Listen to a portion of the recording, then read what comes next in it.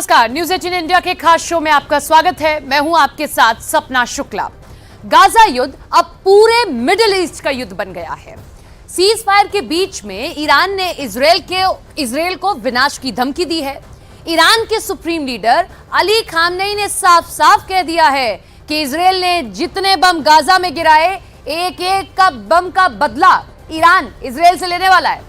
इधर इजरायल ने ईरान को धमकी दी है कि अगर इजरायल पर ईरान ने हमला किया तो ईरान का भी वही हश्र होगा जो गाजा का हुआ है।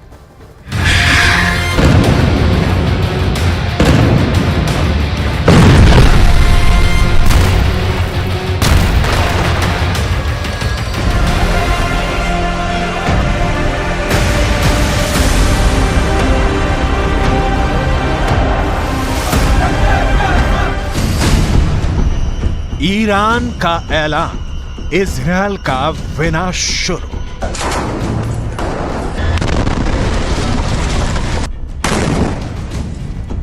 गाजा में भयंकर नरसंहार का बदला अब ईरान लेगा। ईरान के सुप्रीम लीडर अली खामनेई ने ऐलान कर दिया है कि भले ही हमास और इजरायल के बीच सीज फायर हो गया हो, लेकिन ईरान गाजा में गिराए गए एक एक इजरायली बम का खूनी बदला जरूर लेगा।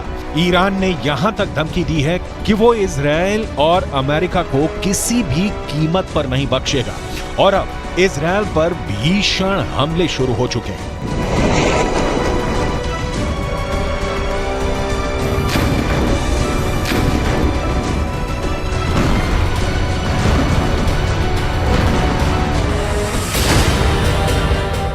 गाजा में एक एक बम का बदला लेगा ईरान।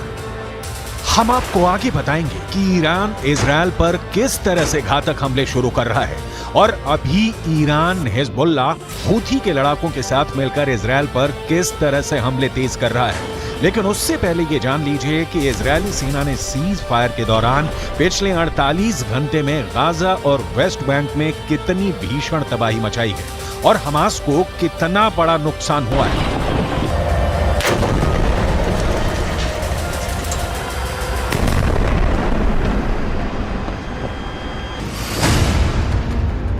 इजरायल सुरक्षा बलों यानी आईडीएफ ने दावा किया है कि पिछले 24 घंटे में हमास के नौसेना बल के कमांडर को उसने मार डाला है। Commander Umar Abu Jallah Hamas की नौसेना बल में एक सीनियर कमांडर था। कमांडर उमर अबू जल्लाह को इजरायली सेना ने हवाई हमले में मारा है। अब तक हमास के 70 से ज्यादा कमांडर मारे जा चुके हैं। कमांडर उमर अबू जल्लाह से पहले दक्षिणी खान यूनुस बटालियन के कमांडर बिलाल अल कीदरा मारा गया था, जबकि उससे पहले कमांडर अयमन नोफेल और मेजर जनरल जियाद मोहिसेन भी मारे जा चुके हैं। जबकि हमास कमांडर मुराद अबू मुराद, अली कादी और मोहम्मद कटमश को भी आईडीएफ मार चुकी है।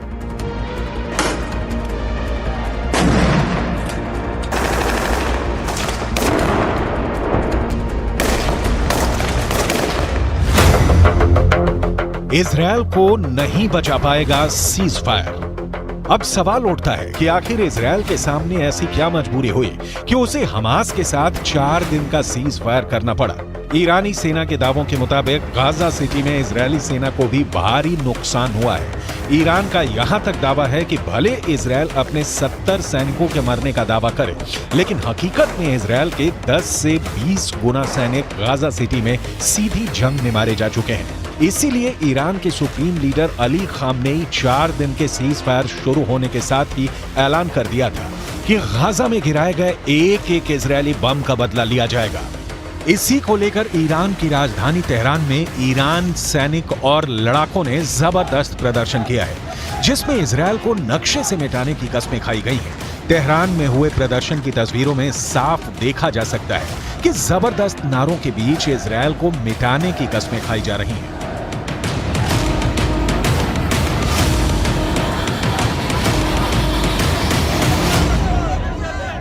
در نجات مردم فلسطین اقدام تعیین کننده ای را انجام دهد بر ناامیدی ملت ها از دولت ها و بیتابی آنها در دفاع از فلسطین افزوده می شود. ईरान का ऐलान, इजरायल का विनाश शुरू। पश्चिमी मीडिया के मुताबिक नेतन्याहू के लाख चेतावनी देने के बावजूद ईरान बंकरों में छिपे अपने घातक हथियारों से इजरायल पर बड़े हमले की तैयारी कर चुका है। एक अनुमान के मुताबिक इजरायल पर हमला करने के लिए ईरान ने शाहिद सीरीज के आत्मघाती ड्रोन तैयार कर चुका है। इसके अलावा मुहाजिर 10 अराश 2 ड्रोन भी ईरान के बेहद घातक हथियार हैं जो इजरायली शहरों को तबाह कर सकते हैं। همه مردم آماده هستند برای مقابله با اسرائیل، برای اینکه فاتحه اسرائیل رو یک بار برای همیشه بخوانند. امیدواریم براشون عبرتی باشه، دست از شرارت ها برداره. हमास का साथ ईरान और हिजबुल्लाह जबरदस्त तरीके से दे रहे हैं। इजरायल भी जानता है कि ईरान के 5.75 लाख सैनिकों से जंग करना जरा भी आसान नहीं है। इजरायल के पास सिर्फ 1.73 लाख सैनिक हैं। इजरायल की 4.65 लाख के रिजर्व फोर्स को जोड़कर भी इजरायल ईरान के आसपास नहीं टिकता है। अब ऐसे हालात के बीच इजरायल का ये कहना है कि वो पूरे मिडिल ईस्ट में कहीं भी कभी भी बमबारी कर सकता है। ये दावा वाकई हैरान करने वाला है। כך חנה קציר היקרה, ששבה היום הביתה, לאחר שארגוני הטרור טענו שהרגו אותה לפני מספר ימים.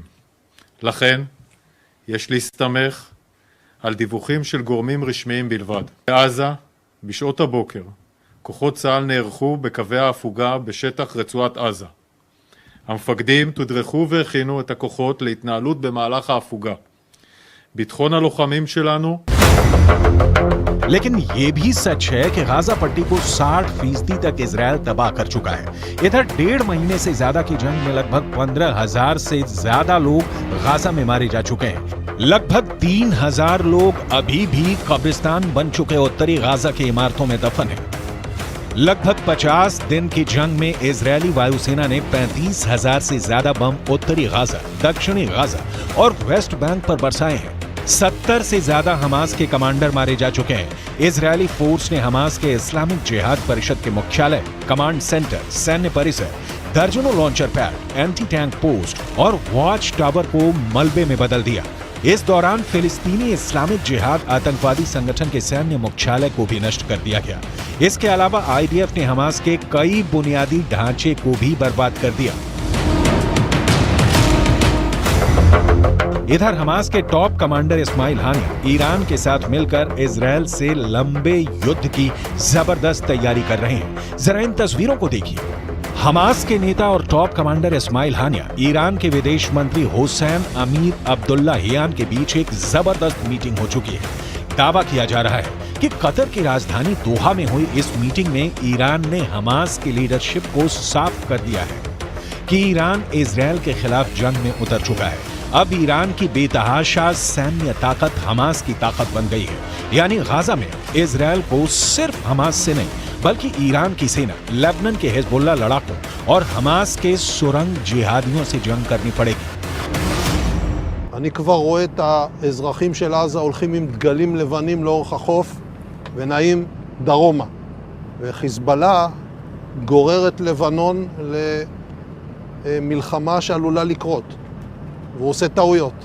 אם הוא יעשה טעויות מהסוג הזה כאן, गाजा में एक एक बम का बदला लेगा ईरान।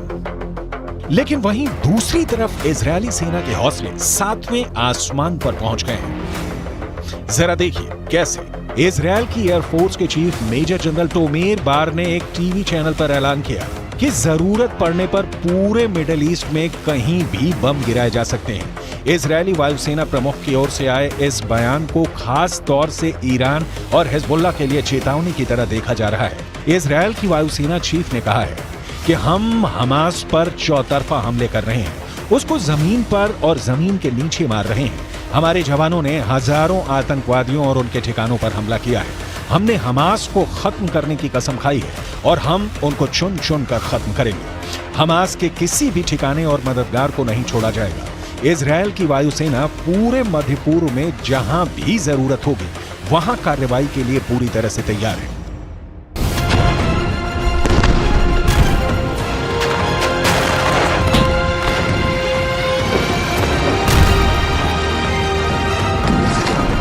אנחנו חודש כבר במלחמה, פוגעים מאוד מאוד קשה בחמאס, פוגעים בהנהגה של חמאס, פוגעים במפקדים, פוגעים במחבלים, הורסים לחמאס את התשתיות בעזה, ואנחנו גם כל הזמן במוכנות לאזורים אחרים.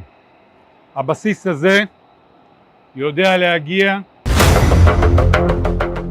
हमास की मौजूदा सैन्य क्षमता को देखें तो उसके पास ज्यादातर ईरान के दिए हथियार हैं। इजरायल पर मौजूदा हमले में फज्र 3 और फज्र 5 रॉकेट का इस्तेमाल किया जा रहा है। ये दोनों ही सतह से सतह पर मार करने वाले मिसाइलें हैं। इनमें से फज्र 3 43 किलोमीटर तक वार कर सकती है, जबकि फज्र 5 75 किलोमीटर तक तबाही मचाती है। ईरान से हमास को छोटी दूरी तक मार करने वाले रॉकेटों का जखीरा भी मिला है। इसके अलावा हमास हथगोलों और विस्फोटकों का जमकर इस्तेमाल कर रहा है। आरपीजी से सबसे ज्यादा हमले सुरंगों से हमास इजरायली सेना पर कर रहा है। विस्फोटक बेल्ट का भी इस्तेमाल हमास के लड़ाके आईडीएफ के खिलाफ जमकर कर रहे हैं, जबकि एंटी टैंक मिसाइलें हमास का अचूक हथियार इस वक्त साबित हो रही हैं।